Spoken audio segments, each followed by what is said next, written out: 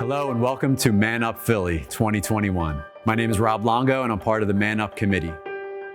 Man Up Philly was born out of a gospel reflection group in Chester, Pennsylvania. This group has been meeting for over 19 years, every week, reflecting on the Sunday gospel, talking with each other about life, about faith, growing closer to God, growing closer to each other. What you are about to experience now is the closest thing to a gospel reflection group. Now I'm going to get up and say, Amen! You'll see Yus Mita and all of our guests talking about their faith, their love for the Lord, struggles in life, challenges. You got to want to be where you are. And that's what I said to myself. I want to be here. We need you to go and worship the Father. Why? So that the Father is glorified and the world is sanctified.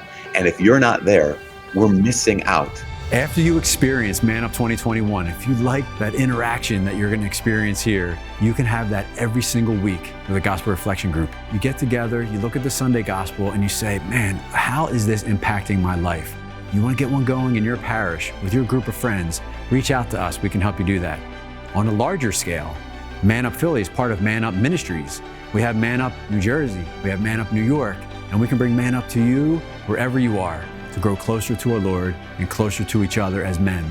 God needs you. God needs us. God bless each and every one of you. Enjoy Man Up Philly 2021.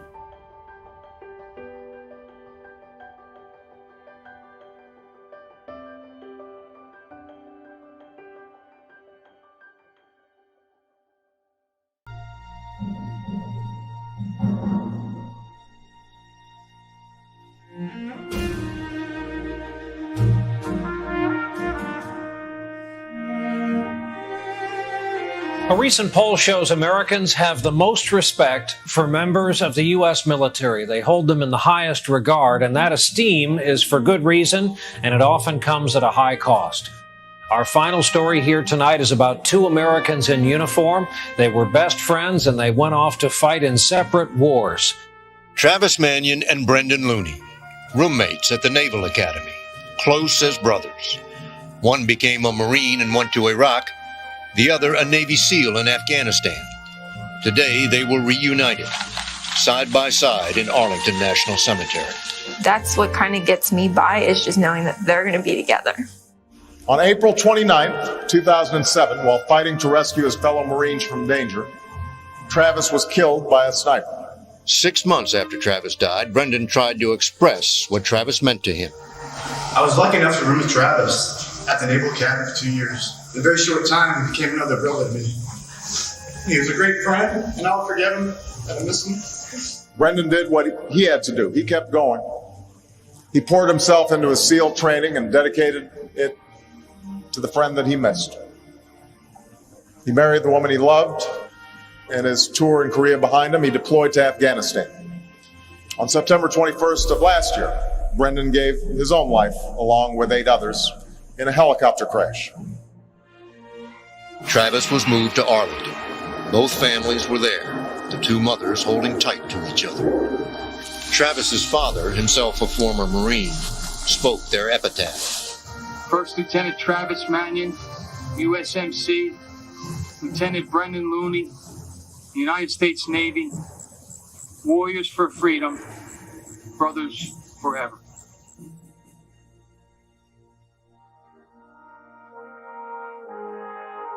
The friendship between First Lieutenant Travis Manion and Lieutenant Brendan Looney reflects the meaning of Memorial Day. Brotherhood, sacrifice, love of country.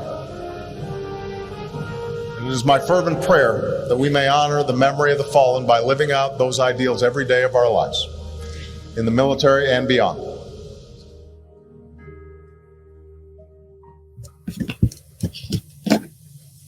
Wow, wow, wow, wow.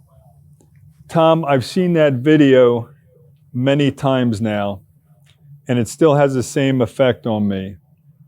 And I just want to thank you as a career Marine yourself, and I want to thank the sacrifice, Tom, of your family, of Travis, and I want to tell you that it's a great honor to have you here with us on Man Up Philly. And I just appreciate that you've taken the time. Love to, most people may not know this, Tom, but you too are a native Philadelphian and a native son that a native son that we are so proud of. And so, Tom, if you would, just give us an idea of, where you grew up specifically and how many in your family, how many siblings, and, just give us a little bit of background. I remember, Tom, we actually knew each other growing up, and he was a tough guy back then, and, he's a loving, tough guy today. So tell us a little bit about growing up with 10 siblings, Tom. Sure, Hughes. It's great to be here. First, let's get that out of the way. Thanks for inviting me. Good to be part of this Man Up Philly event. I'm a Philly guy, and I'm proud of it, and great to be part of this event. I grew up in Overbrook in Our Lady of Lourdes Parish. A family of 10. I listened to some of the earlier speakers, all the big families in St. Matthias and Our Lady of Lourdes. And a family of 10 was, probably a average size family, as Bishop Joe said. I was also the number 5 out of 10. So I was in the middle of the group. And, we had a loving family. My dad was a hard worker, as you can imagine, with 10 kids, worked a couple of jobs. It's all about work ethic.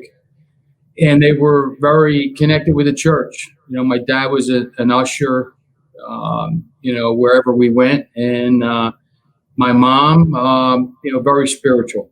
And she was really, for me, the thing that really my foundation in my faith came from my mom. And still remember those early mornings, 6:30 Mass as an older boy. And my mom always getting up to make sure, I had breakfast and everything was all right. And walking me out to the porch and telling me she loved me as I walked in the dark down to Our Lady of Lourdes for the 6:30 Mass. So she was foundationally for me, really key to my faith. But Overbrook was a great place to grow up. And I remember you back in the day, and your big family as well, everyone there. And it was just a great time to, connect with all the kids in the neighborhood and tight knit, close neighborhoods and families. Yeah. And Tom, what a great visual that is. There's your mother, 10 children, and she actually got up, made breakfast for you. I mean, imagine having that sensory that, with all those children, but she got up and made breakfast for you and actually walked you out the door to go to 6:30 Mass. Yeah, I never forgot that either. It was always part of a picture that I had in my head of my mom being there. And even as I stepped off and into the early morning hours, just the fact that she did that, even at a young age, made an impact on me. And she never lost that spiritual sense. And, you talked about the rosary earlier.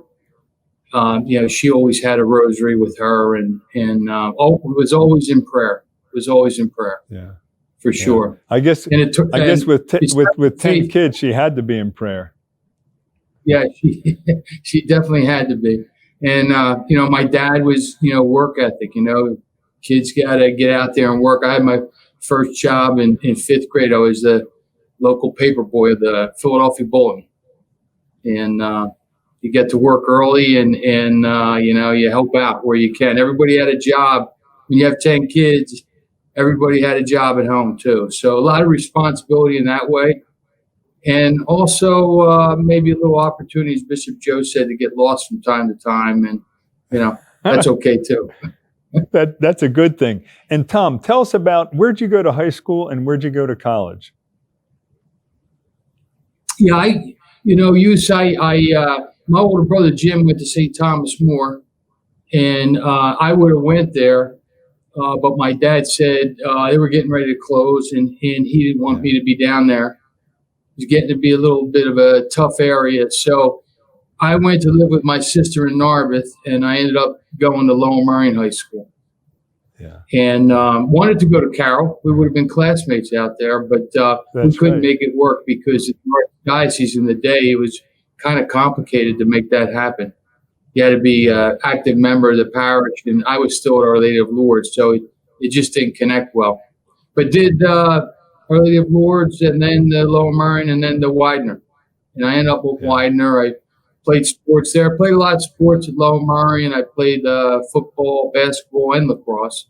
And then played a little football and lacrosse in college. I was the captain in college. And for me, sports was also a big sort of foundational thing. You know, learning how to work with others, teamwork, leadership, hard work, all those things that I carry with me today. Yes, and Tom, you and I both know you're not. I'm sorry, you were saying Widener? No, go ahead. No, I was just saying. Widener was also. Go ahead. Sorry, we're having a delay here. I hope everybody in the audience can hear us okay. Tom, I started to say you're not the captain of a football team in high school and college unless you are showing your leadership ability, because it's your peers who vote you as captain. And you know, it's interesting. I remember growing up and going to some of your games, Tom, and I remember your father, and tell me if I remember this right.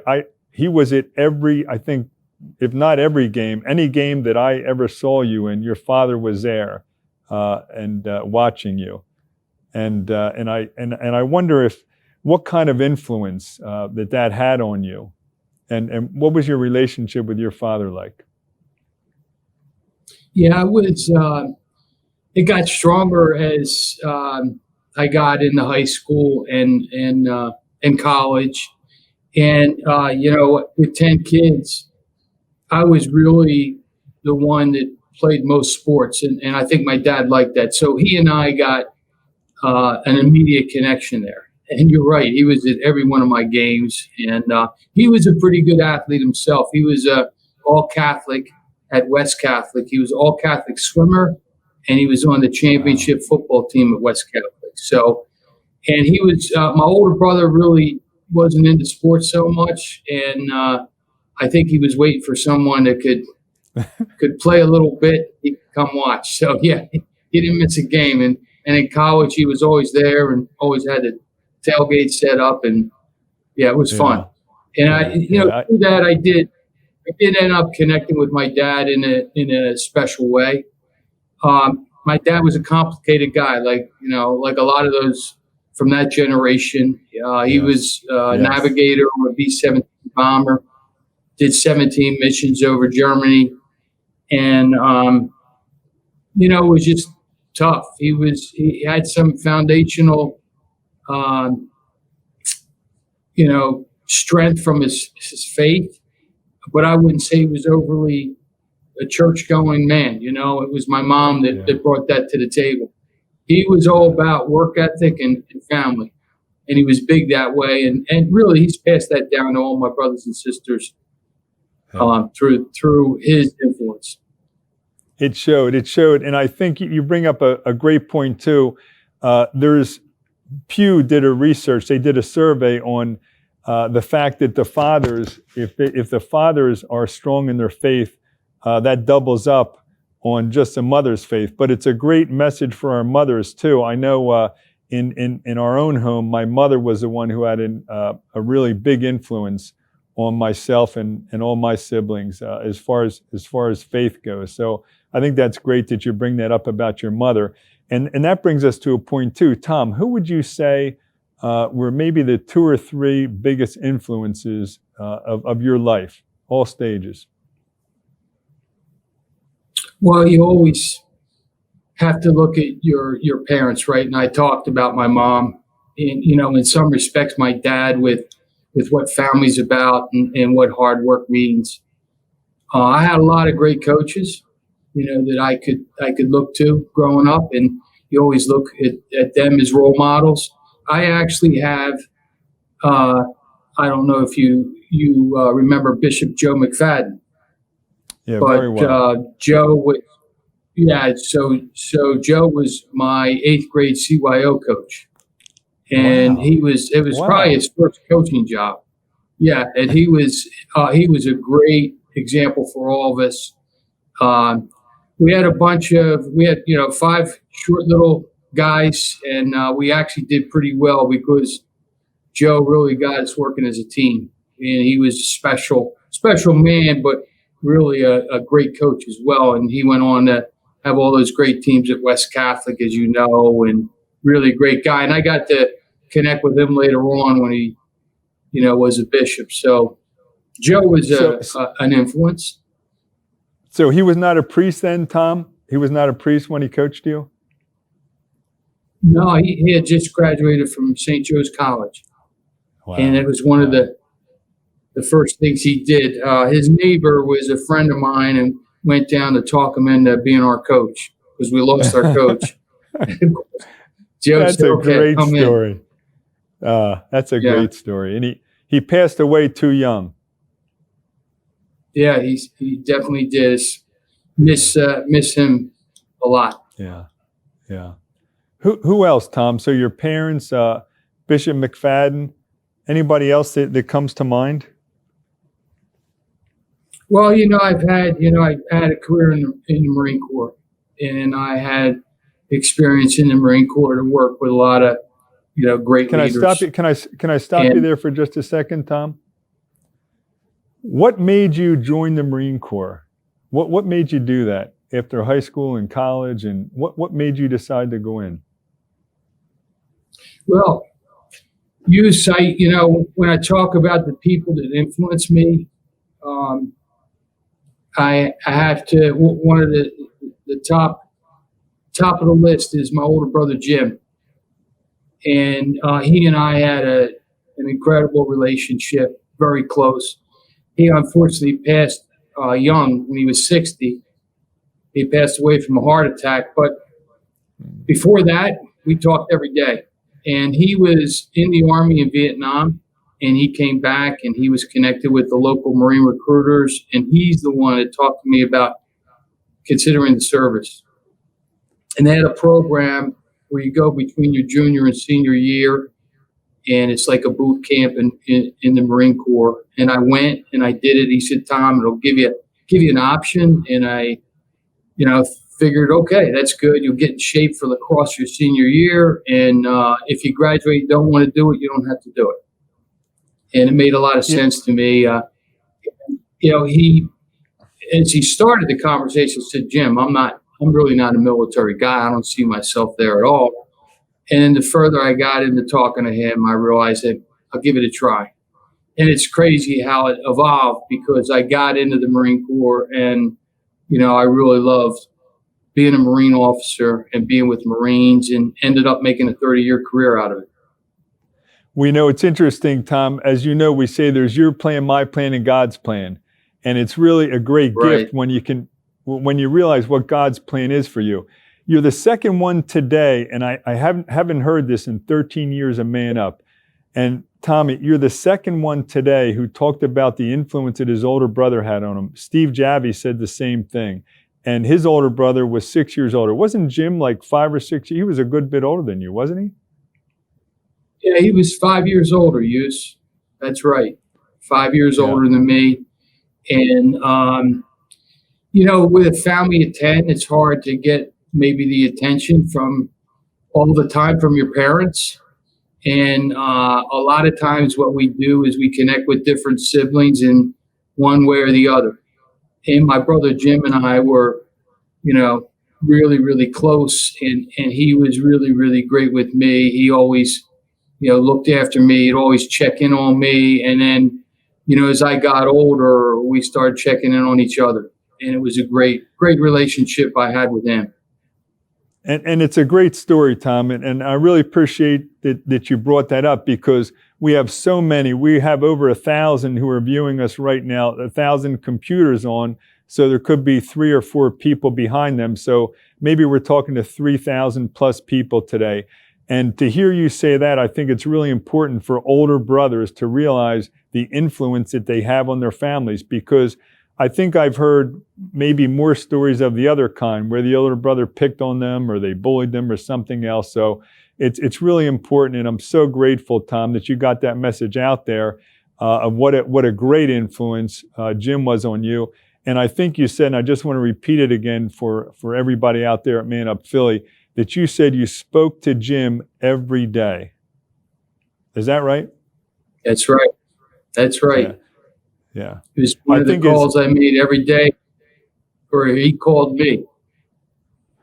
As busy as we all are with everything, we're busy, doing it. And to have that kind of relationship of love with your brother is just, it's really an inspirational story.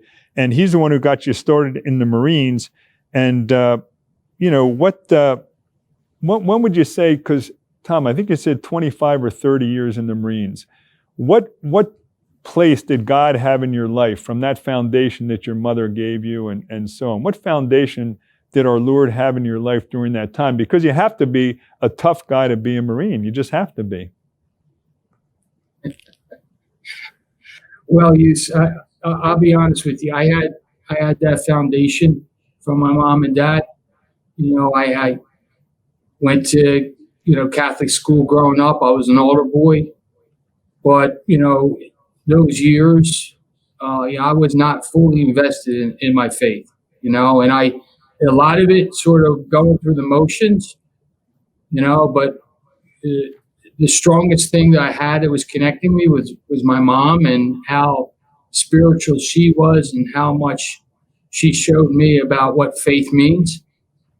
And I think over the years, I probably lost that connection a little bit.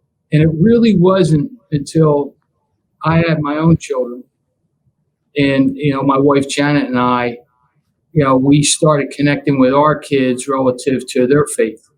And it really forced us to really stand up and be good examples for the both of them.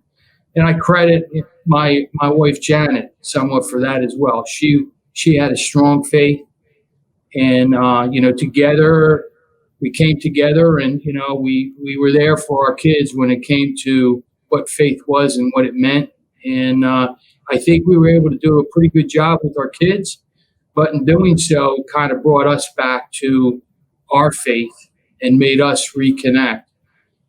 And then, as things moved on, the recent loss of my wife, and before that, my son, it even connected me more with my faith. And I've been probably this point in my life more connected to my faith than ever.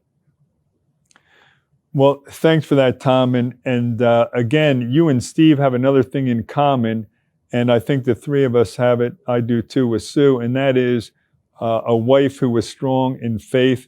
And I'd like to just how did you and Janet meet, Tom? Well, we met.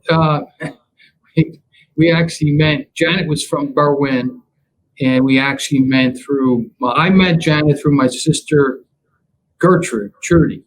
And I think you know my sister Trudy. I think very well. And great girl, just fabulous.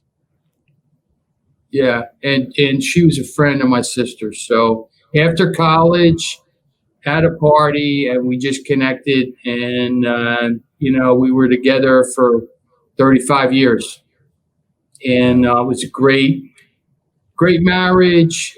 She was a great woman, and I miss her every day.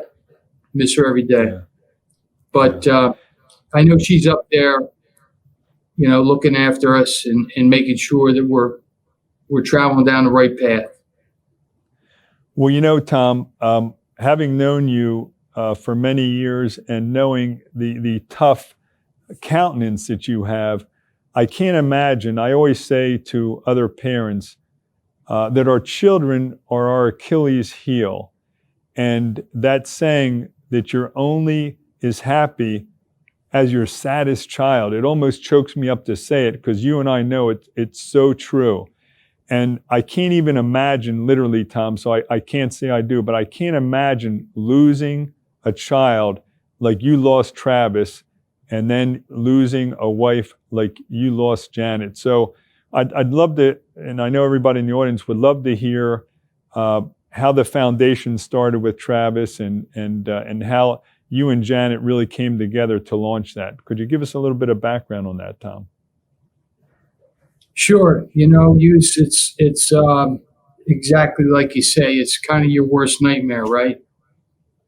And the bottom fell out really when we lost Travis. He was on his second tour in Iraq. He actually did go to LaSalle High School, so he was the Christian Brothers, and that was another thing, with our faith. Enter to learn, it says when you drive into LaSalle, leave to serve. And I think Travis's faith through his time at LaSalle was very, very strong. And in a way, sometimes your kids can sort of help you, get reconnected. And Travis was strong in his faith. And I credit a lot of that to his time at LaSalle. And then he was there, a great Naval wrestler Academy, there too, Tom. Yeah, Travis he had was a great had a good wrestler, career I there. remember. Yeah. Yeah, he was on 3 championship teams. He was a starting football player, All-American wrestler, and a lacrosse player, and really good hard worker. And but I think more than anything, people would talk about Travis. They would say he was a kid that really cared about others. And I remember when we lost Travis, receiving a big long letter from a guy by the name of Kevin Clerkin. He was a classmate. He says, what I want to tell you about Travis is that, I was not on any sports team. I was not popular, but Travis always went out of his way to make me feel included. And when I thought about that, I mean, he didn't need me, Kevin said, but, he made sure that he included me in everything that happened. And it's kind of gets connected to who he was as a man and this sort of bigger message about what he did that last day. And, we had, I talked to him, a week before we lost him. And he called me up to tell me that, Dad, we're fighting in the streets every day over here. And it's incredible what I'm seeing these young Marines do, and they're really making an impact. And I don't think the rest of the country hears this.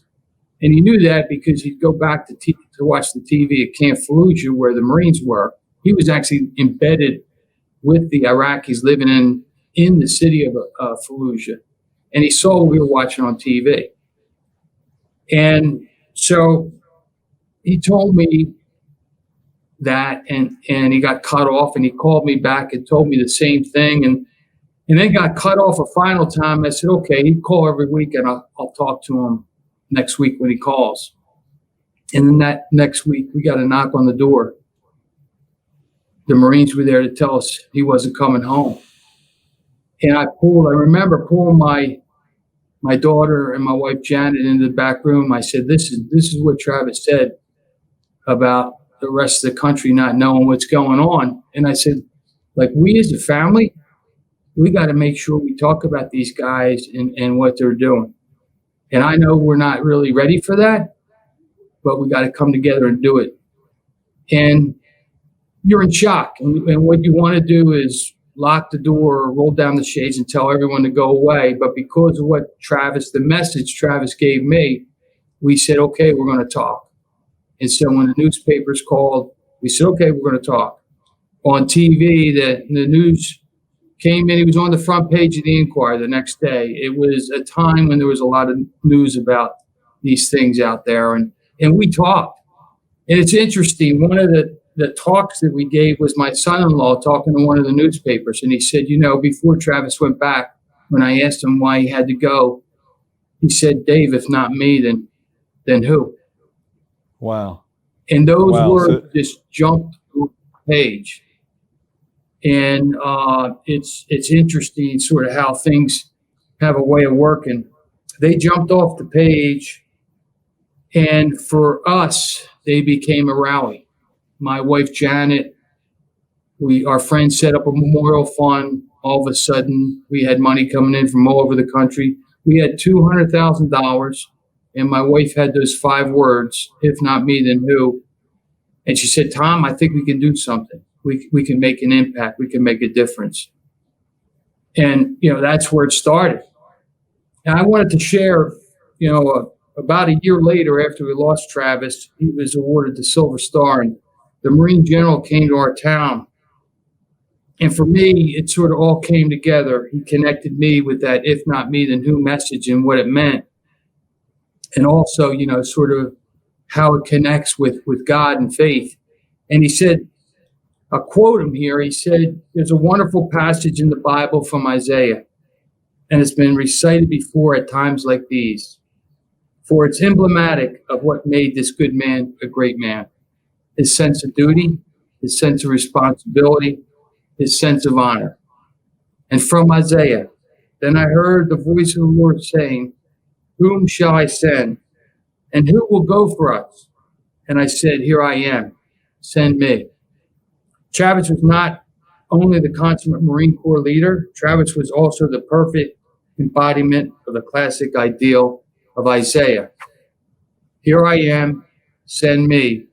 So he went to Iraq, not once, but twice, to do his duty as an officer of Marines. Here I am, send me. And so he would serve as an advisor in the frontline Iraqi infantry unit, struggling to shape itself into a combat formation, even while fighting Al-Qaeda every day. And finally, here I am, send me. And so he went. And when his unit was ambushed on that fateful day in Fallujah, when the doc and his fellow Marine were shot down, Travis went forward, under fire. Travis, absolutely fearless in his resolve to save his fellow warriors, left the safety of the cover position to suppress the enemy and extricate the wounded. And when he was hit, Travis was moving forward, selflessly exposing himself to enemy fire.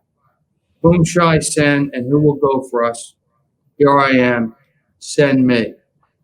So that's part of General Allen's talk about that day in Fallujah. And for me, it all connected back. Like this message of "if not me, then who" is a message from the Bible. It's a message from God. And I really do believe that when he left us with those 5 words, when my son told that story to that newspaper reporter, when those words jumped off the page, when my wife said, yes, Tom, we can do something, it was those 5 words and that message from above that's really led to where we are today. And it continues to amaze me, Hughes, what's going on with our foundation and the growth and the impact we're having. And I think for me, at the end of the day, it's all in God's name.